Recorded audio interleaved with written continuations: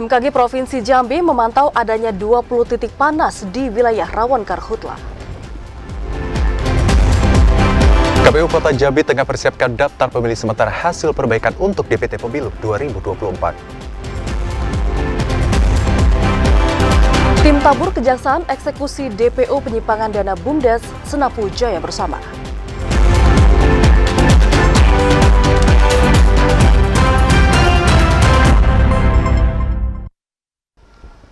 Assalamualaikum warahmatullahi wabarakatuh. Selamat sore saudara. Anda kembali menyaksikan Jambi hari ini edisi Jumat 2 Juni 2023. Selain 3 berita utama tadi, tim redaksi kami juga telah menyiapkan sejumlah informasi penting dan menarik lainnya untuk Anda. Bersama saya Hazet Akbar. Dan saya Vidya Francisca. Inilah Jambi hari ini selengkapnya.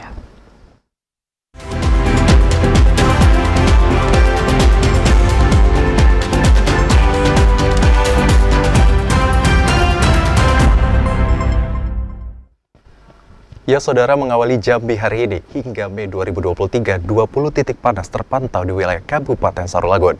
BPBD Kabupaten Sarulagun telah menetapkan 4 zona kecamatan yang rawan karhutlah.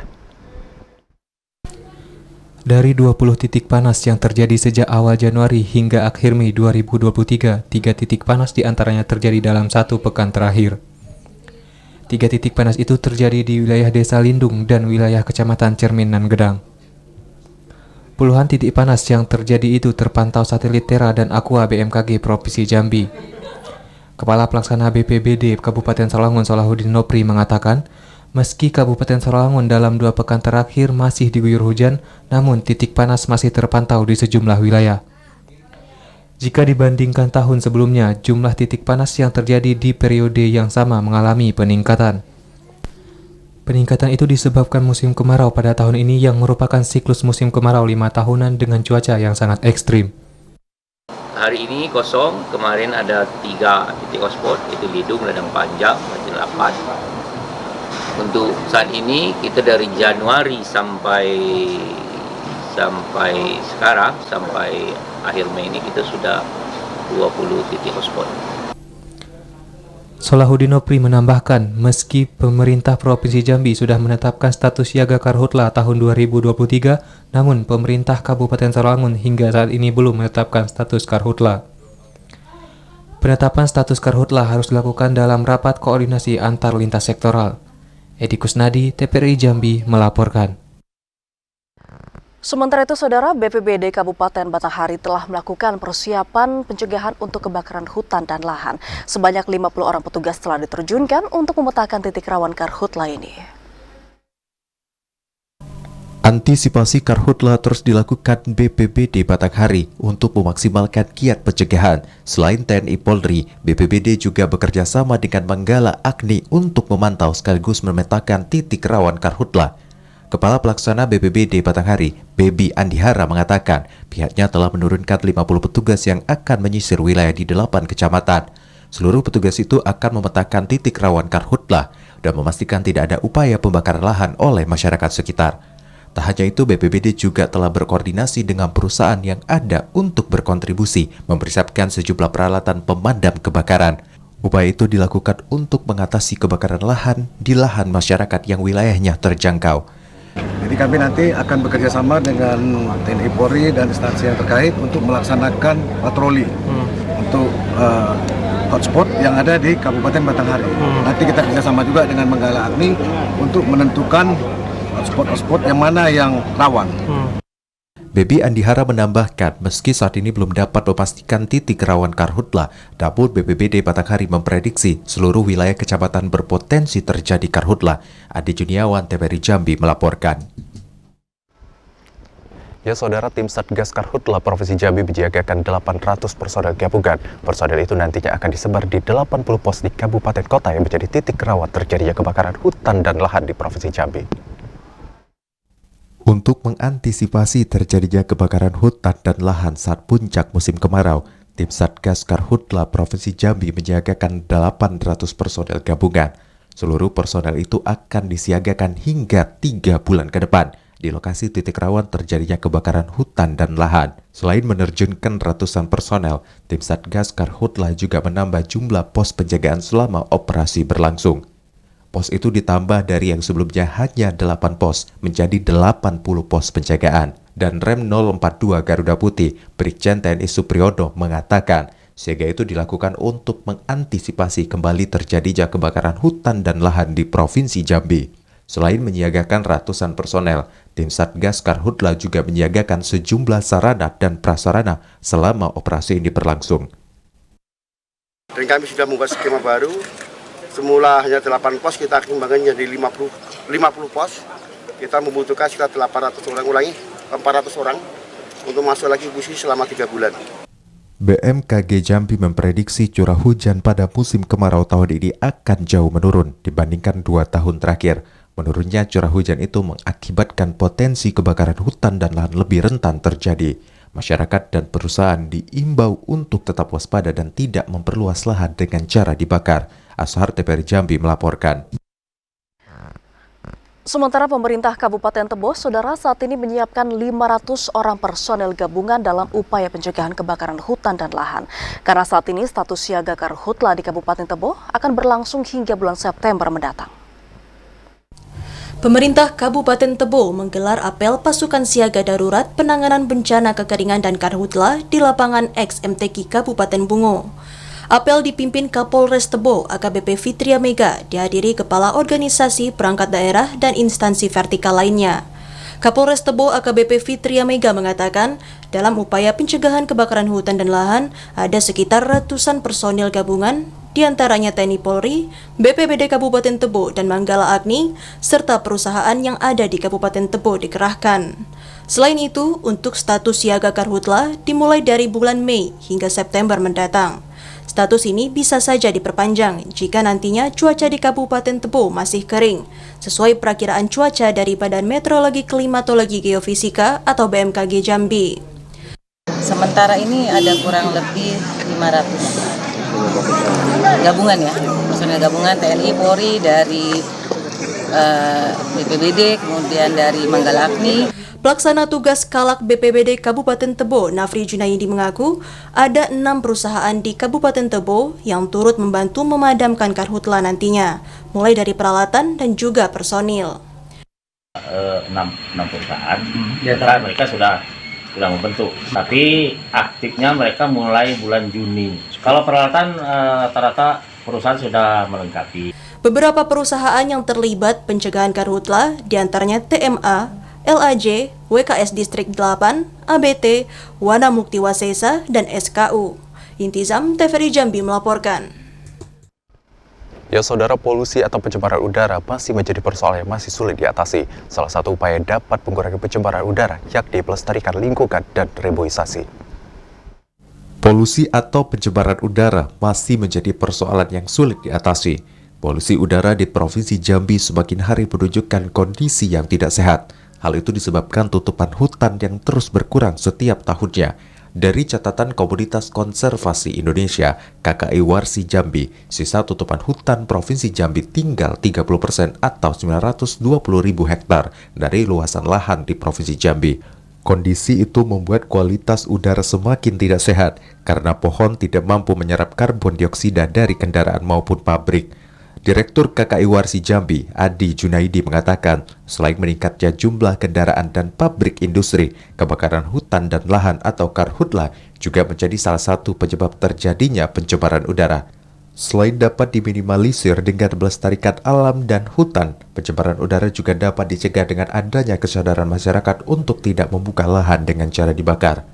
El Nino atau kemarau panjang yang terjadi di Provinsi Jambi pada tahun ini akan mengakibatkan lahan mudah terbakar. Kalau dari sisi kualitas ya yang kita rasakan hari ini tentu akan mengalami penurunan dari tahun-tahun sebelumnya. Nah ini kan akan berkorelasi dengan pertambahan ya unit transportasi, baik itu mobil, kendaraan dan lain-lain yang menimbulkan pencemaran udara. Salah satu sumbernya berasal dari situ. Untuk menjaga kualitas udara, KKI Warsi juga mengajak masyarakat melakukan reboisasi atau menanam pohon kembali, khususnya di lahan-lahan kosong atau lahan yang telah ditebang. Joko Iwan, TVRI Jambi melaporkan. Saudara, KPU Kabupaten Muaro Jambi melakukan verifikasi untuk data bacalek dari mantan napi kasus korupsi. Sejumlah informasi penting dan menarik lainnya akan kami hadirkan usai jeda. Tetaplah bersama kami.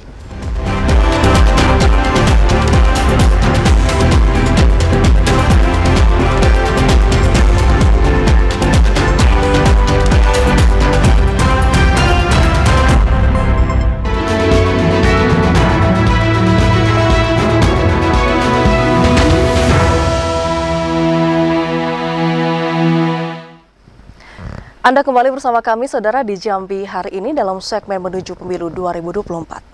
Saudara, Komisi Pemilihan Umum Kota Jambi saat ini mulai melakukan tahapan pencermatan verifikasi administrasi untuk berkas pencalonan sebanyak 778 bacalek untuk DPRD Kota Jambi. Komisi Pemilihan Umum Kota Jambi mulai melakukan verifikasi administrasi untuk berkas persyaratan pencalonan bakal calon legislatif anggota Dewan Perwakilan Rakyat Daerah Kota Jambi yang sebelumnya sudah diserahkan pihak partai. Pelaksana Harian Ketua KPU Kota Jambi, Arief Lesmana Yoga mengatakan, untuk tahap awal, KPU sudah melakukan pencermatan pada 378 berkas dari total 778 berkas bacalek yang masuk.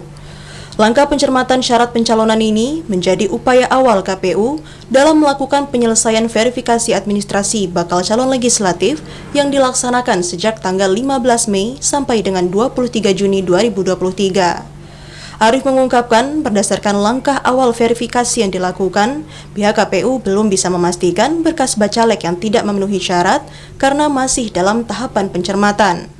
Verifikasi administrasi lanjutan bacalek juga masih menunggu arahan dari KPU Provinsi Jambi. Sementara untuk masa perbaikan persyaratan, baik dari bacalek maupun partai, akan dilakukan mulai dari akhir Juni hingga 9 Juli, yakni setelah hasil kesimpulan verifikasi administrasi dikeluarkan oleh KPU. Tahapan penerimaan bakal calon legislatif, kemarin siang kita sudah mulai melakukan verifikasi administrasi dari 778 bacalek yang didaftarkan oleh peserta pemilu. Itu sudah kita lakukan pencermatan sejumlah 378 orang dari bacalek yang disampaikan ke KPU. Dan memang untuk jadwalnya sendiri kan dari 15 Mei sampai 23 Juni masih banyak waktu untuk kita lakukan verifikasi. Masih panjangnya waktu verifikasi administrasi persyaratan pencalonan bacalek, tahapan verifikasi dapat dilakukan pihak KPU dengan optimal dan sesuai ketentuan. Rendi Arta, TVRI Jambi melaporkan. Ya, Saudara, KPU Kota Jambi tengah mempersiapkan data pemilih sementara hasil perbaikan atau DPSHP untuk ditetapkan sebagai daftar pemilih tetap atau DPT Pemilu 2024. Namun menjelang penetapan tersebut, KPU masih fokus untuk verifikasi data-data ganda. Komisi Pemilihan Umum Kota Jambi telah merampungkan data daftar pemilih sementara hasil perbaikan atau DPSHP Pemilu 2024. Berdasarkan hasil rekapitulasi DPSHP, di Kota Jambi terdapat 452.455 orang pemilih, terdiri dari 222.782 orang laki-laki dan 229.000 orang perempuan. PLT Ketua KPU Kota Jambi, Arief Lesmana Yoga mengatakan, data tersebut akan dipersiapkan untuk dijadikan sebagai daftar pemilih tetap pemilu 2024. Namun, jumlah DPSHP masih dapat berubah, karena KPU saat ini masih fokus untuk melakukan verifikasi dan menganalisa data-data ganda. Kemudian KPU juga masih menerima data ganda yang terkonfirmasi dari daerah lain, sehingga penambahan maupun pengurangan daftar pemilih bisa saja terjadi dalam tahapan ini. Dan memang dari data-data DPSHP akhir ini juga ada dari tanggapan masyarakat, baik yang dia pindah domisili ataupun masuk ke Kota Jambi dari provinsi lain, ataupun juga tanggapan masyarakat di mana pemilihnya itu baru atau diketahui meninggal dunia. Nah, ini yang masih kami proses untuk persiapan rekap di tingkat PPS tanggal 1 sampai 2 Juni nanti, kemudian di tingkat PPK tanggal 3 sampai tanggal 5 Juni. Dan untuk kabupaten kota sendiri tingkat KPU tanggal 20 sampai tanggal 21 Juni. 452.450 orang pemilih dalam DPSHP Kota Jambi tersebar di 11 kecamatan. Dengan rincian yakni 39.435 pemilih di Kecamatan Telanepura, 42.488 pemilih di Jambi Selatan, 49.266 pemilih di Jambi Timur, 8.503 pemilih di Pasar Jambi, 9.598 pemilih di Pelayangan, kemudian Kecamatan Danau Teluk sebanyak 9.718 pemilih, Kota Baru 60.739 pemilih, Jelutung 44.381 pemilih, Alam Barajo 78.368 pemilih, Danau Sipin 31.659 pemilih, dan Kecamatan Palmerah 78.340 pemilih. Yogi Ramadhani, TVRI Jambi melaporkan. Saudara, dari 180 berkas bacalek yang telah dilakukan verifikasi, saat ini petugas KPU Muaro Jambi menemukan ada 2 nama bacalek dari mantan narapidana kasus korupsi yang kembali mendaftar. Pada tahapan verifikasi dokumen syarat bakal calon legislatif yang tengah berlangsung hingga saat ini, Komisi Pemilihan Umum Kabupaten Muaro Jambi menemukan 2 bacalek mantan narapidana kasus korupsi yang kembali mendaftar pada kontestan pemilihan serentak tahun 2024. KPU mengklaim semua dokumen syarat para bacalek mantan napi korupsi tersebut dinyatakan lengkap. Baik itu surat putusan dari pengadilan negeri, keterangan bebas dari lembaga pemasyarakatan, dan pengumuman jati diri di media cetak. 2 bacalek mantan napi ini berasal dari daerah pemilihan 3 atau Dapil 3. Ya, selama proses verifikasi administrasi ini kita baru menemukan ada 2 kasus untuk mantan narapidana yang ikut mendaftarkan diri sebagai calon legislatif di DPRD Kabupaten Muaro Jambi itu tahun 2024. Kalau kita lihat dari putusannya ataupun dari amar putusan bahwa kedua calon legislatif ini ancamannya tidak sampai 5 tahun. Artinya dia tidak perlu mendapatkan surat keterangan dari pengadilan tentang yang ingkrahnya 5 tahun. Sejauh ini dari 649 bakal calon legislatif yang mendaftar, baru ada sekitar 180 dokumen syarat bacalek yang telah dilakukan verifikasi administrasi oleh petugas KPU. Selama proses verifikasi, KPU banyak menemukan parpol yang mengunggah dokumen bacalek yang kosong di silon. KPU memberikan waktu untuk perbaikan berkas bagi bacalek terhitung tanggal 26 Juni sampai 7 Juli 2023 mendatang. Azam Afnan, TVRI Jambi melaporkan.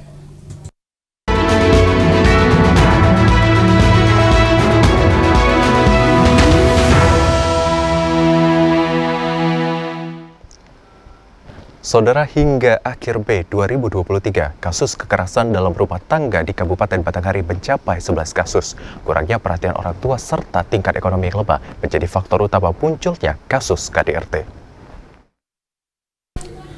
Dari 20 titik panas yang terjadi sejak awal Januari hingga akhir Mei 2023, 3 titik panas diantaranya terjadi dalam 1 pekan terakhir. 3 titik panas itu terjadi di wilayah Desa Lindung dan wilayah Kecamatan Cerminan Gedang. Puluhan titik panas yang terjadi itu terpantau satelit Terra dan Aqua BMKG Provinsi Jambi. Kepala Pelaksana BPBD Kabupaten Sarolangun Solahuddin Nopri mengatakan, meski Kabupaten Sarolangun dalam 2 pekan terakhir masih diguyur hujan, namun titik panas masih terpantau di sejumlah wilayah.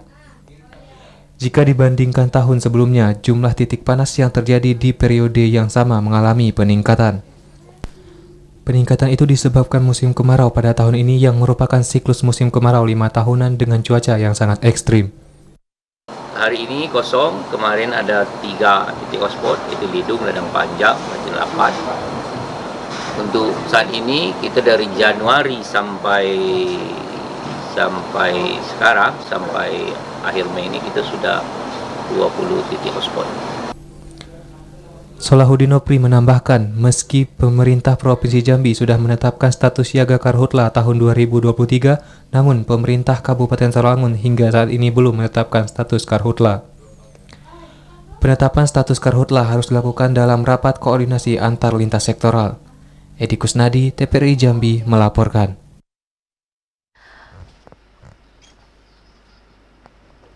Saudara, untuk bisa mencegah berbagai bentuk kekerasan dan perundungan yang terjadi pada anak khususnya di sekolah, memang menjadi tanggung jawab dari semua pihak. Peran orang tua dan juga masyarakat sangat dibutuhkan dalam mencegah dan meminimalisasi sedini mungkin kekerasan dan juga perundungan terhadap anak. Pencegahan kekerasan terhadap anak di semua satuan pendidikan di Kabupaten Tanjung Jabung Barat menjadi tanggung jawab seluruh pihak. Tidak hanya pihak sekolah dan guru, peran serta seluruh komponen masyarakat, khususnya orang tua juga harus terlibat aktif mengawasi dan memberi pemahaman kepada anak didik siswa terkait dampak kekerasan fisik dan perundungan. Salah seorang tokoh pendidik di Kabupaten Tanjung Jabung Barat, Kadiman, mengatakan, anak didik harus diberi perlindungan. Semua pihak harus bersama-sama mencegah kasus kekerasan dan perundungan terhadap anak. Orang tua dan pihak sekolah harus dapat memberi pemahaman dan edukasi kepada siswa-siswi dampak dari adanya kekerasan dan perundungan yang dapat merusak mental seseorang, baik terhadap korban perundungan maupun terhadap pelakunya. Hal-hal terkait perundungan terhadap siswa sekarang sudah gencar dilakukan sekolah ramah anak, SSK, bahwa di tingkat SMA itu ada yang namanya gerakan siswa rentan putus sekolah. Jadi untuk menghindari itu, jadi pemerintah sekarang sudah gencar melaksanakan hal-hal itu supaya jangan terjadi perundungan yang belum tahu maknanya sehingga terjadi pembulian nanti. Menumbuh kembangkan pemahaman anak untuk mengerti norma dan aturan menjadi tanggung jawab bersama antara komite sekolah, guru, dan orang tua sehingga siswa merasa diayomi. Selain itu, untuk meminimalisir terjadinya kekerasan dan perundungan, orang tua harus membatasi penggunaan telepon seluler dan menonton televisi. Didi Haryadi, TVRI Jambi melaporkan. Saudara, Gubernur Jambi Al-Haris hadiri pelantikan DPD Rumah Komunikasi Lintas Agama Provinsi Jambi. Informasi penting lainnya akan kami hadirkan dalam segmen Advertorial. Tetaplah bersama kami.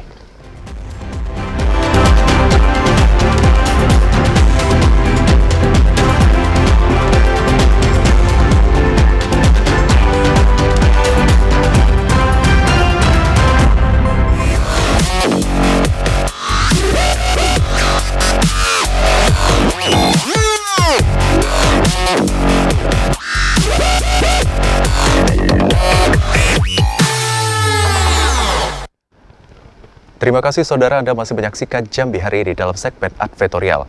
Saudara, Gubernur Al-Haris hadiri pelantikan dan seminar nasional DPD Rumah Komunikasi Lintas Agama Provinsi Jambi. Hadirnya RKLA akan turut membantu pemerintah mempertahankan kedamaian dan kondusivitas daerah. Gubernur Al-Haris menghadiri pelantikan dan seminar nasional DPD Rumah Komunikasi Lintas Agama atau RKLA Provinsi Jambi. Al-Haris mengatakan pembentukan organisasi RKLA di daerah dapat menjadi bagian dari upaya menjaga toleransi dan kerukunan beragama dalam kehidupan masyarakat. Hadirnya RKLA akan turut membantu pemerintah mempertahankan suasana damai dan kondusif dalam mempercepat terwujudnya kemakmuran dan kesejahteraan masyarakat. Keberadaan RKLA yang solid akan menjadi mitra strategis pemerintah dalam menangkal potensi konflik atas munculnya isu-isu negatif. Mendekati pesta demokrasi yang akan diselenggarakan serentak tahun 2024, RKLA dapat berperan dalam memitigasi praktik politisasi suku, agama, ras, dan antar golongan yang dapat memecah belah persatuan. Pemantapan konsolidasi antara pengurus dan anggota RKLA harus terus dibangun agar RKLA mampu menjadi wadah pemersatu masyarakat dalam menanamkan ideologi Pancasila sebagai pedoman hidup bermasyarakat di Indonesia. Nah, ini sekarang rumah ini disiapkan bagaimana kita mengisi rumah ini dengan diskusi-diskusi positif untuk bangsa ini. Ide-ide cemerlang, ide-ide positif yang lahir dan mesti kita jabarkan dengan masyarakat. Nah, kita berharap dengan adanya rumah ini, mudah-mudahan Jambi dan Indonesia akan solid ke depannya. Amin. Akan kokoh persatuan kita, akan lebih terjaga dari hal-hal yang bisa merusak daripada bangsa ini, dan insya Allah negara kita makin kuat ke depannya untuk anak negeri yang terus berkiprah membangun negerinya. Al-Haris berharap para pengurus RKLA dapat menjadi pelopor dan tauladan bagi masyarakat, khususnya dalam menjaga kerukunan dalam mendukung program pemajuan daerah. Randy Arta, TVRI Jambi melaporkan. Sementara itu, Saudara, Gubernur Jambi Al-Haris menghadiri perpisahan siswa-siswi untuk kelas 12 di SMA Negeri 5 Kota Jambi. Pemerintah Provinsi Jambi pun juga akan terus berkomitmen mendukung kemajuan pendidikan untuk meningkatkan sumber daya manusia.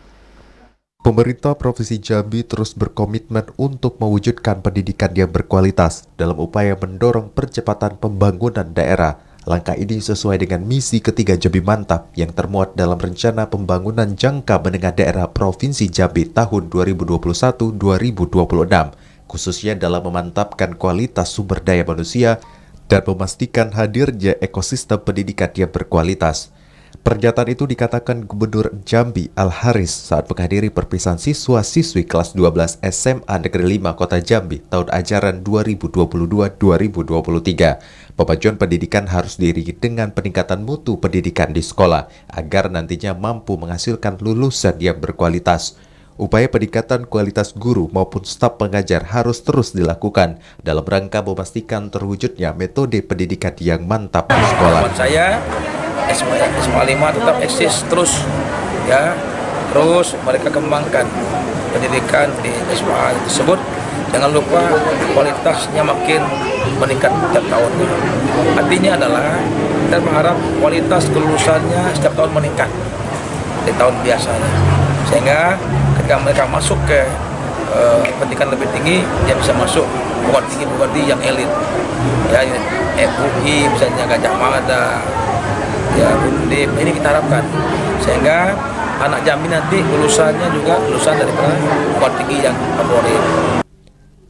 Al-Haris berharap 348 siswa lulusan SMA Negeri 5 Kota Jambi itu mampu menjadi individu yang sukses dan melanjutkan pendidikan ke jenjang yang lebih tinggi maupun membuat lapangan kerja atau entrepreneur. Randy Arta, TVRI Jambi melaporkan. Saudara, Gubernur Jambi Al-Haris resmikan Rumah Kebangsaan Sikijai. Rumah Kebangsaan itu diharapkan dapat menjadi wadah untuk membangun sinergi dan komunikasi antar seluruh organisasi kebudayaan dan kemasyarakatan. Tepat pada peringatan Hari Lahir Pancasila tahun 2023, Gubernur Al-Haris meresmikan Rumah Kebangsaan Sikijai. Rumah Kebangsaan itu berlokasi di Jalan Tarmizi Kadir, Kelurahan Pakuan Baru, Kecamatan Jambi Selatan, Kota Jambi. Al-Haris mengatakan peresmian Rumah Kebangsaan Sikijai bertujuan untuk membangun sinergi dan komunikasi yang baik antar seluruh organisasi pemuda maupun kemasyarakatan dalam upaya menjaga persatuan dan kesatuan. Keberadaan Rumah Kebangsaan Sikijai diharapkan dapat menjadi wadah dan ruang terbuka bagi organisasi-organisasi kemasyarakatan. Peresmian Rumah Kebangsaan Sikijai juga sebagai strategi pemerintah dan seluruh pemangku kepentingan daerah dalam menjamin keamanan dan kondusivitas menjelang penyelenggaraan Pesta Demokrasi Rakyat 5 tahunan. Mendorong pengimplementasian nilai-nilai Pancasila sebagai warga bangsa Indonesia dapat memitigasi praktik-praktik isu suku, agama, ras, dan antar golongan yang dapat memecah belah persatuan. Jaminan keamanan dan ketentraman bagi masyarakat sangat diperlukan dalam upaya mewujudkan program-program pemajuan daerah yang menjadi target kerja pemerintah. Rumah Kebangsaan ini ruang diskusi publik yang kita anggap ini mampu mencerahkan kita semua. Apalagi ke depan kita melakukan tahun politik. Nah, kita mudah sekali diadu domba, dibenturkan. Maka penting ada rumah seperti ini agar apapun yang jadi isu-isu lokal di Jambi ini kita bicarakan sama-sama. Kita berharap Jambi ke depan kondusif, ya, lebih damai, lebih tentram, warganya bisa bahagia, dan kita bisa bangun daerah dengan baik. Al-Haris berharap peresmian Rumah Kebangsaan Sikijai akan mendorong terciptanya kondisi daerah yang aman, kondusif, dan tentram yang mampu mengakselerasi kemajuan Provinsi Jambi. Randy Arta, TVRI Jambi melaporkan. Saudara, Permodalan Nasional Madani Cabang Jambi menggelar upacara bendera dalam rangka peringatan Hari Pancasila dan juga Hari Ulang Tahun ke-24. Kegiatan tersebut juga bertujuan untuk bisa meningkatkan jiwa patriotisme dan juga kekompakan pengurus PNM Cabang Jambi. PT Permodalan Nasional Madani PNM Cabang Jambi gelar upacara bendera merah putih dalam rangka peringatan Hari Ulang Tahun ke-24 PNM dan Hari Lahir Pancasila. Upacara itu digelar di kawasan hutan kota Muhammad Sabki, Kota Jambi. Pemimpin cabang PNM Jambi, Beni Satria Basri, bertindak sebagai inspektur upacara. Beni Satria Basri mengatakan, upacara itu bertujuan untuk meningkatkan jiwa patriotisme dan menanamkan nilai-nilai Pancasila dalam keanggotaan PNM cabang Jambi. Peringatan HUT PNM ke-24 ini mengangkat tema Bersama Nyata dalam Karya. Selain upacara bendera, PNM cabang Jambi juga menggelar pemotongan tumpeng dan bakti sosial di kawasan hutan kota.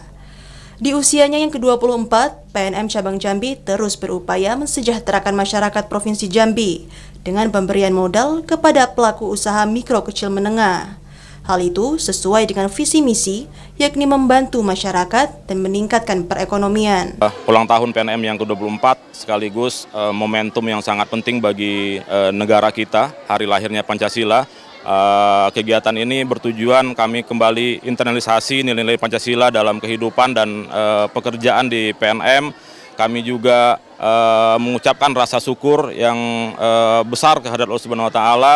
Di usia yang ke-24 ini PNM tetap eksis dan mengangkat tema Bersama Nyata dalam Karya.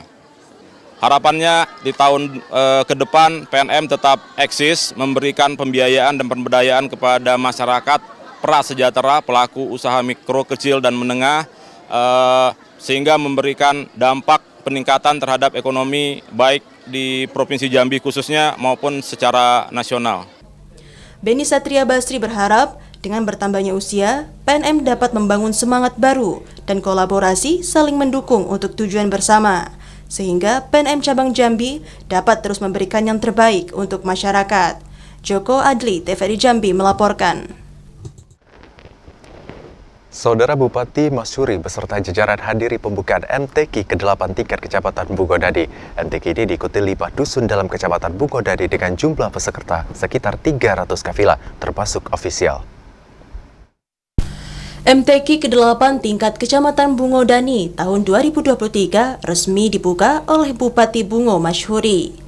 MTQ yang digelar di lapangan bola kaki Dusun Pulau Pekan itu juga dihadiri Ketua TPPKK Kabupaten Bungo, Ferawati Masyuri.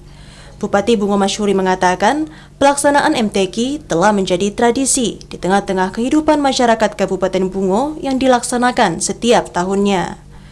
Melalui MTQ akan terjalin silaturahmi yang baik antara para kafilah, masyarakat, serta pemerintah.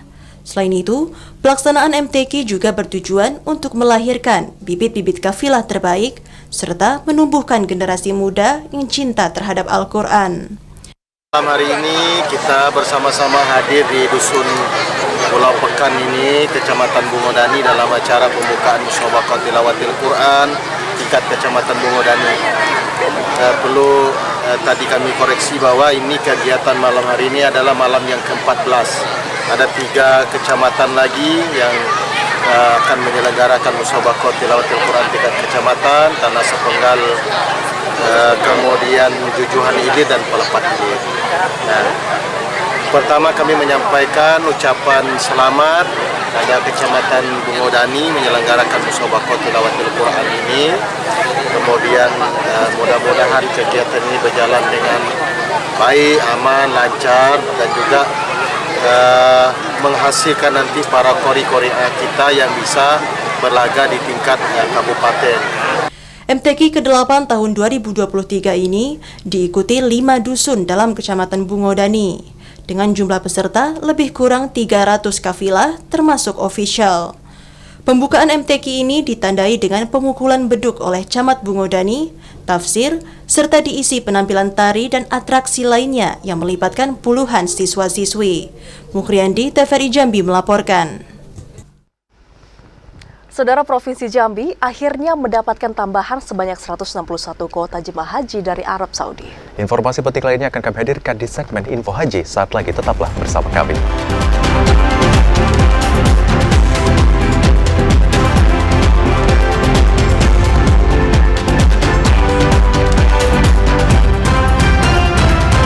لبيك اللهم لبيك لبيك لا شريك لك لبيك إن الحمد والنعمة لك والملك لا شريك لك. Anda kembali bersama kami di Jambi hari ini dalam Info Haji 2023. Saudara, Provinsi Jambi mendapatkan kuota tambahan sebanyak 161 jemaah calon haji. Dan kuota tambahan tersebut akan diberangkatkan pada kloter terakhir yang tergabung juga dalam kloter Nusantara. Indonesia resmi mendapatkan kuota tambahan 8.000 jemaah calon haji dari Arab Saudi. Dari penambahan itu, Provinsi Jambi mendapatkan kuota 161 orang untuk berangkat ke Tanah Suci. Dengan penambahan itu, maka kuota JCH menjadi 3.070 orang, dari sebelumnya hanya 2.909 orang. Kuota tambahan itu dibagi secara merata di setiap kabupaten kota di Provinsi Jambi. Dengan adanya penambahan kuota itu, Kanwil Kemendag Provinsi Jambi menambah 1 kloter jemaah haji dari Provinsi Jambi. JCH itu akan diberangkatkan paling akhir, tergabung dalam kloter Nusantara, yakni gabungan dari Provinsi Jambi, Riau, Kepulauan Riau, dan Kalimantan Barat. Seluruh JCH tambahan akan diberangkatkan dari provinsi masing-masing, berkumpul di Batam. Berdasarkan data yang kami terima dari bidang penyelenggaraan haji dan umroh kantor wilayah Kementerian Agama Provinsi Jambi, Provinsi Jambi dari penambahan kuota 8.000 tersebut mendapat penambahan berjumlah 161. Kanwil Kemenag Provinsi Jambi juga telah mulai melakukan persiapan untuk keberangkatan jemaah haji ke Tanah Suci. Kloter pertama dari Provinsi Jambi diisi dari Kabupaten Tanjung Jabung Barat. Joko TVRI Jambi melaporkan. Saudara, 60 jemaah calon haji gagal berangkat menunaikan ibadah haji pada tahun 2023. Selain gagal berangkatnya, 60 itu juga disebabkan keterbatasan biaya dan wafat. Kuota haji Kabupaten Merangin pada tahun 2023 berjumlah 347 kursi. Dari kuota yang masuk jadwal pemberangkatan, 60 JCH diantaranya tidak jadi diberangkatkan. Selain sakit, gagal berangkatnya 60 JCH itu juga disebabkan keterbatasan biaya dan wafat. Jatah kursi JCH yang tidak melunasi biaya ongkos haji digantikan oleh jemaah haji cadangan yang telah melakukan pelunasan. PLT Kasih Haji Kantor Kemenag Merangin Burhani mengatakan, bagi JCH yang telah lunas biaya naik haji namun menunda pemberangkatan akan menjadi prioritas musim haji tahun 2024. JCH yang gagal berangkat pada penyelenggaraan haji tahun ini diminta mempersiapkan administrasi dan kesehatan fisik. Didominasi oleh jemaah haji lansia yang umurnya di atas 65 tahun ke atas. Karena memang kenapa lansia yang mendominasi? Karena untuk pemberangkatan haji 2022 kemarin, di samping pemotongan kuota yang 50% itu, memang Saudi tidak membolehkan pemberangkatan haji jemaah yang di atas di 65 tahun.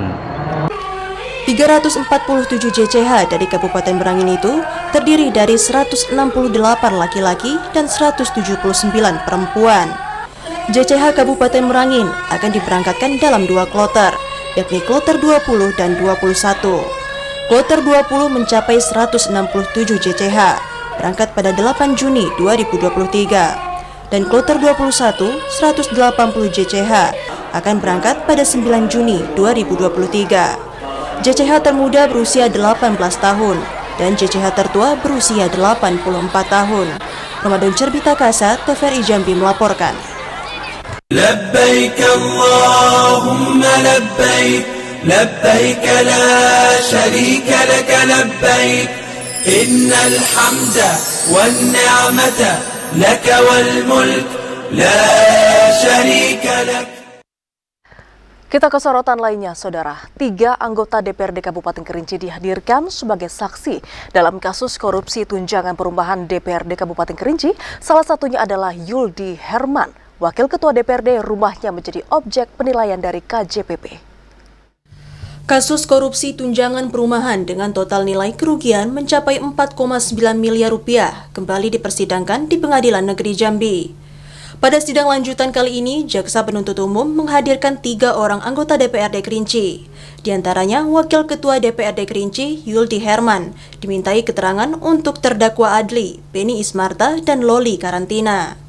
Pada keterangannya, Yuldi Herman, El Yusnadi, dan Trianingsih mengakui jika rumah mereka menjadi objek penilaian oleh KJPP, dalam hal ini terdakwa Beni Ismarta dan Loli Karantina. Sementara itu, Nelson Verdi, penasehat hukum terdakwa dalam persidangan menyebut, seharusnya para anggota dewan juga diikutkan sebagai pesakitan karena menerima uang tunjangan perumahan meskipun telah mengembalikan. Namun menurutnya Nelson tidak menghilangkan pidananya. Pasal kan jelas jumlah tipikal. Mustahil mereka tahu. Harus ikut ya mereka. Harus ikut. Karena mereka mengembalikan kan tahu. Di BAP udah jelas. KJPP itu kan ikut. Pada kasus ini, negara dirugikan hingga mencapai 4,9 miliar rupiah.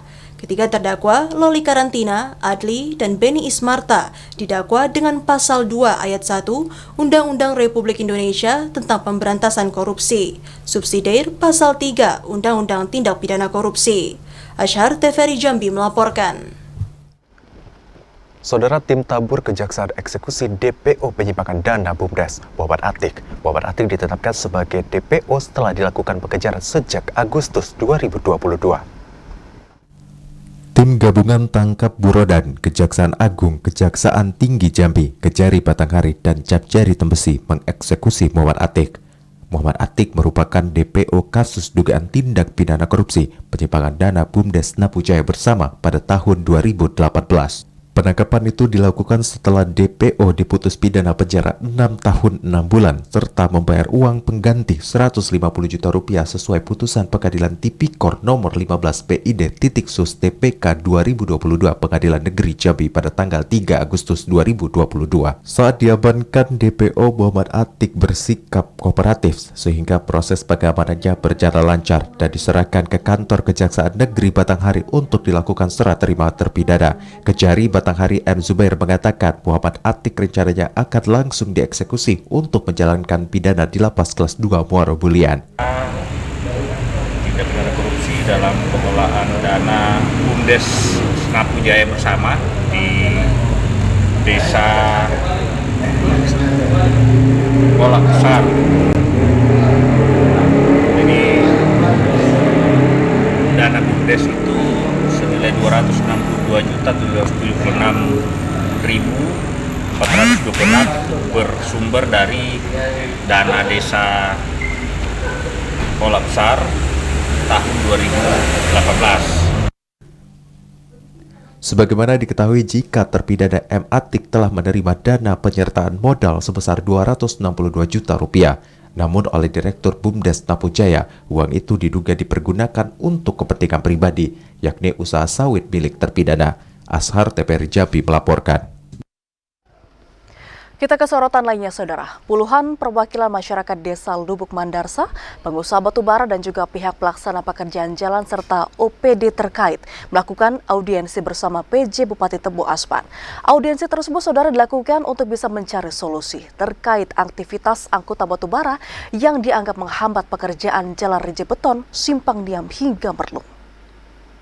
Pasca aksi pemblokiran jalan Simpang Diam pada Selasa sore, puluhan perwakilan masyarakat Desa Lubuk Madrasah mendatangi rumah dinas Bupati Tebo untuk mencari solusi.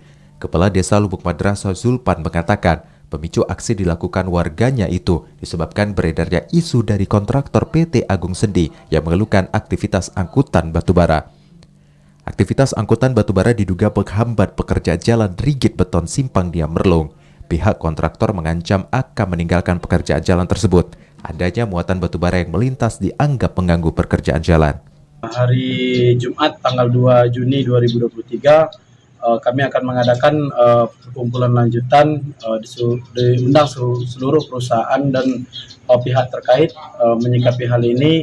Akan ada musyawarah bersama, rapat bersama nanti untuk merumuskan terkait hal-hal untuk kelancaran pekerjaan jalan rigid beton yang berlangsung di Simpang Diam sampai Desa Lubuk Mandarsa. PJ Bupati Tebo Aspan mengatakan dari hasil audiensi itu telah didapati kesepakatan untuk mencari solusi terbaik terhadap persoalan itu. Jika persoalan itu tidak cepat dicarikan solusi, maka pekerjaan jalan tidak dapat dikerjakan secara optimal. Dari hasil evaluasi, pekerjaan jalan sudah tidak sesuai target atau minus 11% dari jumlah yang ditargetkan mencapai 40%. Mereka menyampaikan kepada pemerintah daerah tadi dan sudah kita dudukkan bersama, dan alhamdulillah tadi dari pihak Batubara juga sudah menyampaikan mereka akan mengikuti regulasi yang akan dibuat bagaimana pekerjaan jalan tetap berjalan, dan dari pihak Batubara juga bisa melakukan pekerjaan. Mungkin salah satu solusinya tadi seperti yang disampaikan, ini akan ketika musim hujan dia tidak akan bekerja dan jumlah angkutan akan mereka kurangi. Aspan menambahkan jika semua pihak telah sepakat, maka tidak ada yang boleh melanggar, khususnya perusahaan batubara. Intizam TVRI Jambi melaporkan. Kita ke sorotan lain, ya saudara. Selain meningkatkan silaturahmi, bisa sambut Dandim 0415 Jambi yang digelar pemerintah Kota Jambi juga untuk menjalin sinergisitas. Diharapkan Dandim 0415 Jambi yang baru dapat bekerja sama dalam membangun manusia dan mensejahterakan masyarakat. Untuk menjalin silaturahim, Wali Kota Jambi Syarif Fasya menghadiri misa sambut Komandan Kodim 0415 Jambi yang digelar di Aula Gedung Geria Mayang Kamis malam tadi. Dandim 0415 yang sebelumnya dijabat oleh Kolonel Infanteri Marshal Dendi, saat ini dijabat oleh Letkol Arm Eko Prestiodo. Wali Kota Jambi Syarif Fasya mengatakan, selain silaturahim, kegiatan ini juga menjalin sinergisitas antara pemerintah kota dengan aparat militer. Pemerintah Kota Jambi bersama Kodim 0415 beserta jajarannya komitmen untuk selalu kompak membangun SDM serta mensejahterakan masyarakat. Kami jajaran Forkompinda Kota Jambi melepas Kolonel Infanteri Marshal Denny yang bertugas di Korem 045 Garuda Jaya selaku Kepala Staf Korem 045. Dan malam ini juga kami Forkompinda Jambi dan keluarga besar Pemkot Jambi menyambut kedatangan Letkol Armet Eko Prestiodo yang menjabat selaku Komandan Kodim 0415 Jambi.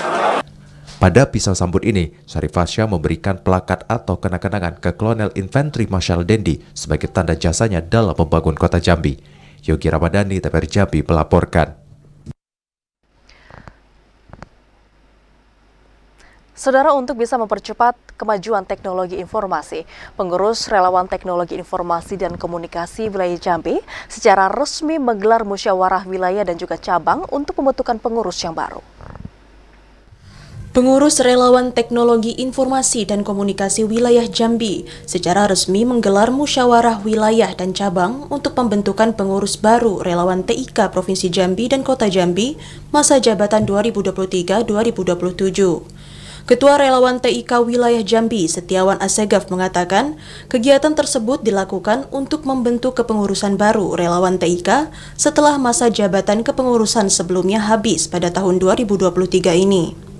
Percepatan pembentukan kepengurusan baru Relawan TIK dilakukan dalam upaya mengakselerasi pemajuan teknologi informasi di Provinsi Jambi.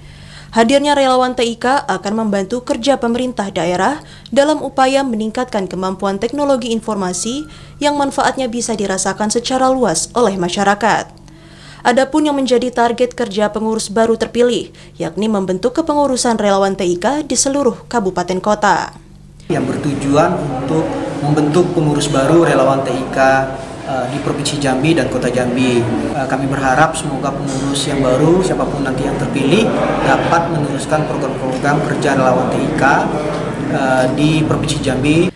Ketua Dewan Pembina Relawan TIK Wilayah Jambi, Sabrianto mengatakan, muswil pembentukan kepengurusan baru organisasi ini dalam upaya membentuk organisasi yang handal, guna mendukung literasi digital pembangunan teknologi informasi di setiap wilayah sesuai target kerja pemerintah daerah, serta Kementerian Komunikasi dan Informatika. Itu menjadi tugas berat dan kita menjadi garda terdepan untuk meliterasi, mengedukasi terkait dengan digitalisasi ini atau terkait dengan perkembangan teknologi ini.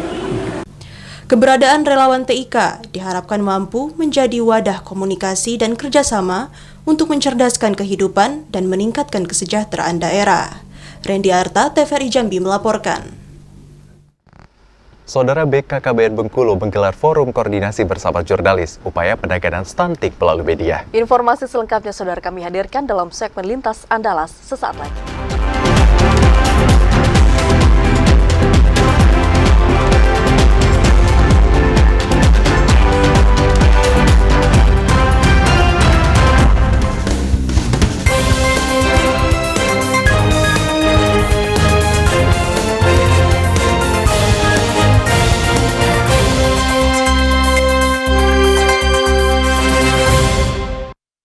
Terima kasih saudara, Anda masih menyaksikan Jambi hari ini dalam segmen Lintas Andalas. Saudara, BKKBN Bengkulu menggelar forum koordinasi penanganan stunting melalui media. Peran media diharapkan menjadi jembatan informasi bagi pemerintah dan masyarakat untuk penanganan dan pencegahan stunting. BKKBN Bengkulu menggelar forum koordinasi jurnalis dan kampanye percepatan penurunan stunting Selasa siang. Forum ini diikuti oleh para jurnalis di Bengkulu, serta dihadiri oleh Gubernur Bengkulu. Gubernur Bengkulu Rohidin Mersyah menyebut pemerintah daerah telah membuat kebijakan penanganan stunting. Media menjadi garda terdepan untuk menyampaikan informasi bagi masyarakat dan pemerintah. Media dinilai menjadi peran penting dalam menyampaikan informasi dan pemahaman terkait penanganan tersebut ke masyarakat, sehingga pemahaman masyarakat bisa sama dengan pemahaman pemerintah dalam menurunkan stunting. Melaksanakan rapat koordinasi untuk meningkatkan peran jurnalis untuk penanganan percepatan penurunan stunting, karena kita tahu stunting itu merupakan kejadian yang sifatnya sistemik dan kronik sehingga membutuhkan betul peran dari semua pemangku kepentingan. Pemerintah telah merumuskan dari sisi regulasi kebijakan, kelembagaan penanganan secara berjenjang, kemudian anggaran yang cukup, maka tentu dari semua kebijakan ini perlu dikomunikasikan, perlu diinformasikan, perlu dilakukan edukasi. PLT Kaper BKKBN Bengkulu, Iqbal Apriansyah berharap melalui forum ini media dan BKKBN bisa saling bersinergi dalam penanganan stunting, sehingga target penurunan stunting di tahun 2024 bisa tercapai. Peran jurnalis memiliki peran yang sangat krusial. Artinya, jika jurnalis bisa mengambil sisi angle-angle positif dan bisa menyemangati seluruh masyarakat yang ada di Provinsi Bengkulu bahu-membahu untuk berkonvergensi menurunkan angka stunting di Provinsi Bengkulu. Dan yang kedua, peran jurnalis juga yang mengkampanyekan, menyuarakan program-program pemerintah sampai ke masyarakat dengan nada yang sama dan pemahaman yang sama dan juga yang benar. Lucia Mengsari, TVRI Bengkulu melaporkan. Kita ke informasi terkait darurat narkoba, saudara. Polres Lampung Tengah saat ini sudah memusnahkan barang bukti narkotika senilai miliaran rupiah. Dan barang bukti narkoba tersebut merupakan hasil pengungkapan kasus sejak bulan Januari hingga April tahun 2023 kali ini. Polres Lampung Tengah memusnahkan barang bukti narkotika hasil ungkap kasus sejak bulan Januari hingga April tahun 2023. Barang bukti narkotika yang dimusnahkan diantaranya 2,1 kg narkotika jenis sabu, 4,5 kg ganja, 2,6 gram ekstasi, serta 60 gram tembakau gorila. Barang bukti tersebut merupakan hasil ungkap dari 58 kasus narkotika dan 81 tersangka turut diamankan. 75 diantaranya laki-laki dan 5 orang tersangka perempuan. Dalam kesempatan ini, polisi juga merilis hasil tangkapan dalam operasi anti Krakatau yang dilaksanakan serentak oleh jajaran Polri. Dalam operasi anti Krakatau tahun 2023, khususnya bagian reserse narkotika, Polres Lampung Tengah memperoleh urutan pertama di Lampung dengan jumlah barang bukti narkotika terbanyak. AKBP Dovi Fahlevi, Kapolres Lampung Tengah menyampaikan Kabupaten Lampung Tengah merupakan daerah rawan perlintasan narkotika karena memiliki sejumlah jalur yang dapat menghubungkan antar kabupaten kota. Namun pihaknya tetap berkomitmen untuk memburu peredaran narkoba di wilayah Lampung Tengah. Hasil ungkapan terbanyak ranking 1 adalah Polres Lampung Tengah. Dengan rincian selama 2 minggu Polres Lampung Tengah dapat mengungkap 36 kasus dengan total tersangka 46 orang dan barang bukti sabu 48,56 gram, ganja seberat 18,7 kg. Angga, TVRI Lampung melaporkan.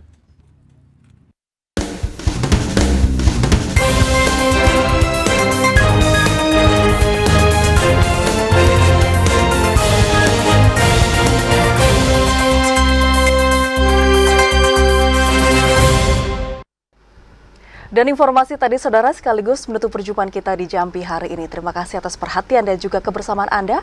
Saya Vidya Francisca. Dan saya Hazir Akbar bersama kerabat kerja yang bertugas pamit undur diri. Wassalamualaikum warahmatullahi wabarakatuh dan sampai jumpa.